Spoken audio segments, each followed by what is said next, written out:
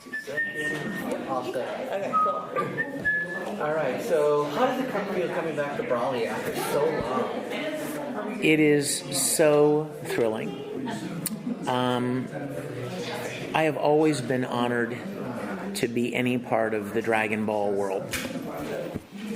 But I always secretly hoped that maybe one day Brawley would be canon, you know what I mean? And kind of step into the Prime universe, you know, and play a pivotal role. And when this movie was announced, I was so elated. I was so excited. And even more so at the way the character has been fleshed out and deepened a great deal. I know you had mentioned before you weren't too fan of the character who just yelled, screamed, passed around. Well, see now that's a misnomer. Okay. I never said I wasn't a fan of the character. What I said was it was challenging, vocally challenging for anybody. I mean, that's not easy to do.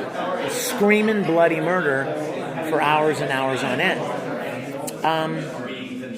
All I ever said was, I was honored to be a part of Dragon Ball. I just wish my voice was stronger. You know, I just wish I could, some of these guys probably Chris Sabat, and Sean, those guys been doing this for so long, they probably have titanium larynxes, they can yell all day. Well, not one of my strong points.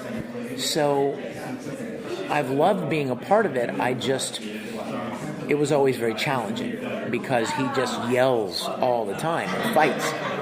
But this new movie gives such a wonderful deepening to the character. I think the fans that loved him already, I've been told he's one of the more popular of the Dragon Ball villains, if you want to call him that.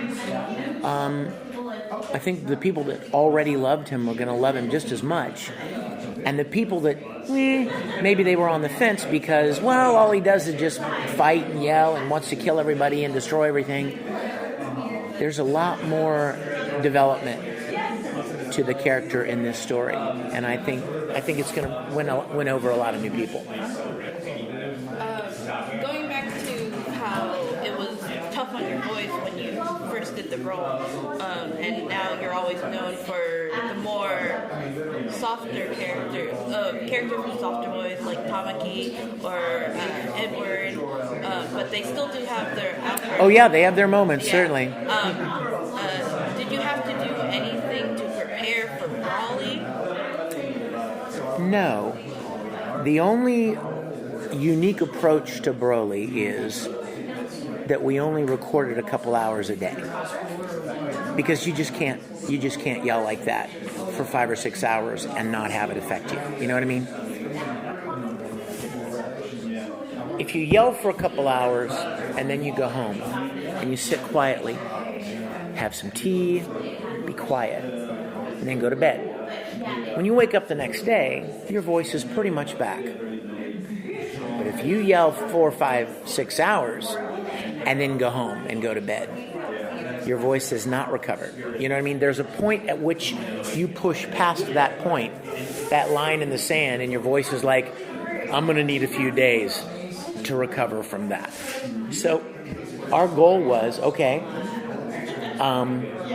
we'll spend the week recording the movie, and I'll just record a couple hours each day, and then allow the voice to recover, and then hit it again first thing the next day. And that's the way we approached it. When you first got to see the Brawley movie, what were your thoughts? Oh my gosh, I love it. I love him so much. I love everything about it. And I didn't know what to expect, right? He's got a piece of clothing. That I'm not going to say anything else about it, but there's a wonderful story about it, and I love it. There's so much more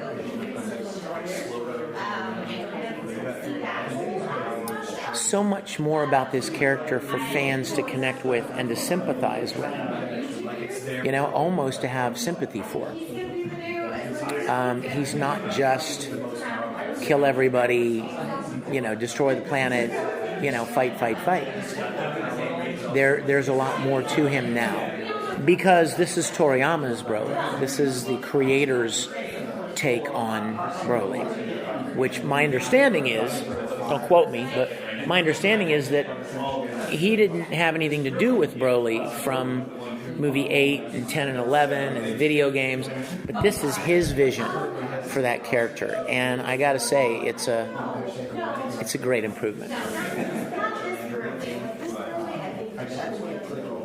Now, on the internet, there's always been like, who would win, Superman versus Goku? Now, with Broly in the canon, what would you think of the battle challenge between him and Superman? I don't know, man. You know, I mean,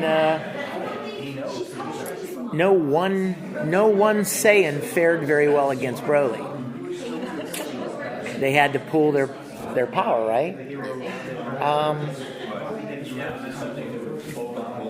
That's a tough one. That's really a tough one. I think of Broly kind of as the Hulk, you know, kind of like the Hulk. So he doesn't have any particular, well, he does. I was going to say he doesn't have any particular superpowers like Superman does, but he does. I mean, he can, you know, he's got his own set of powers and skills. But I mean, maybe I'm partial, but I don't think any one Saiyan is able to defeat him. And when you see the film, you know that is consistent with this too. So you were talking about working on 8, 10, 11, 3 Broly movies. Those were and 13 video games. I know. Dragon Ball Fight is amazing. But for this one, the other ones here in America went straight to DVD. This one's going to be playing at the Chinese theater. It is a huge experience. How's it for you being able to be at the TCL theater tomorrow, be the red carpet? You know what? It's incredibly humbling. It's a great honor because, I mean, I've been voice acting for almost 20 years.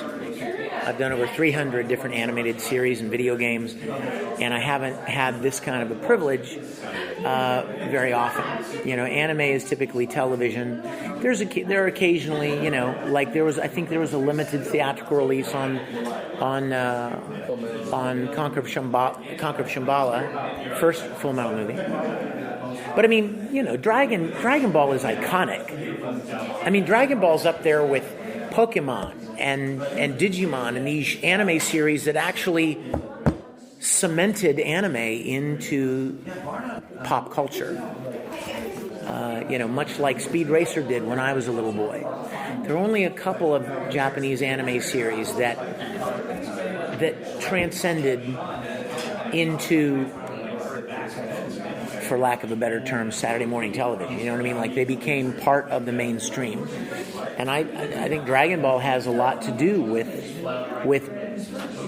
the enormous growth of anime and the way it has expanded into the mainstream of pop culture. So any opportunity to be a part of it is an extreme privilege for me. Thank you so much. Thank you.